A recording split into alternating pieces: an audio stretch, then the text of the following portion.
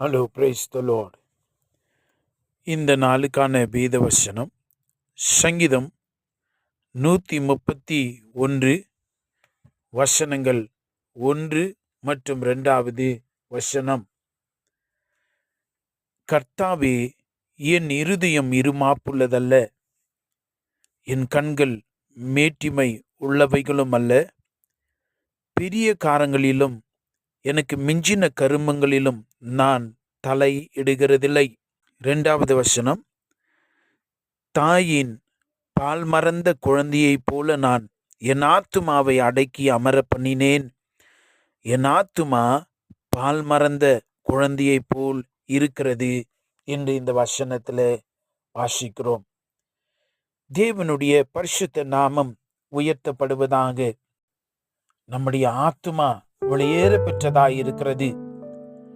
இந்த ஆத்துமா என்று சொல்லுகிற பொழுது அவைகளிலே எண்ணங்கள், உங்களுடைய விருப்பங்கள், உங்களுடைய உணர்வுகள் அடங்கியிருக்கிறது.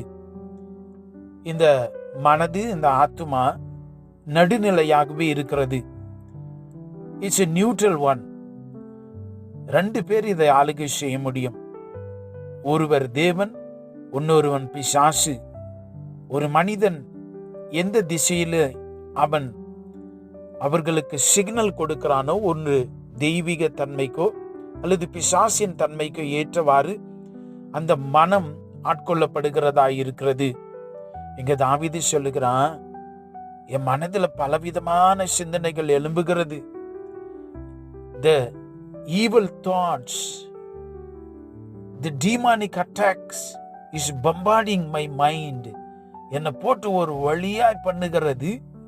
அதனால தாவீது சொல்லுகிற அந்த அழகை பாருங்கள், அந்த பக்தியை கவனித்து பாருங்கள். அவன் சொல்றான், நான் தேவையில்லாததெல்லாம் யோசிக்கிறது அப்படின்னா நோ ஓவர் திங்கிங். என்னென்னவோ யோசிக்கிறது. ஒன்று தெரியுமா, உங்களுடைய தலையில இருக்கிற மயிரெல்லாம் என்ன பட்டிருக்கதான்.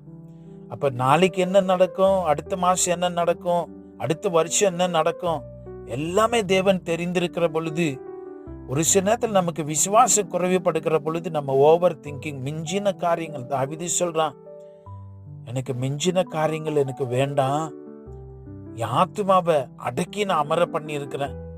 சங்கீதம் 46:10 நாம் வாசிக்கிறோம், நீங்கள் அமர்ந்திருந்து நானே தேவன் என்று அறிந்து கொள்ளுங்கள். இன்றைக்கு நாம கூட you have to control your mind.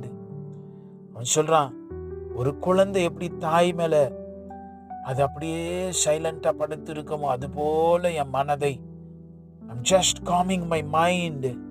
என் ஆத்துமாவை அப்படியே சைலண்டா இரு என்று அவன் சொல்லுகிறதை பார்க்கிறோம். என் ஆத்துமாவை அடக்கி அமர பண்ணினேன்.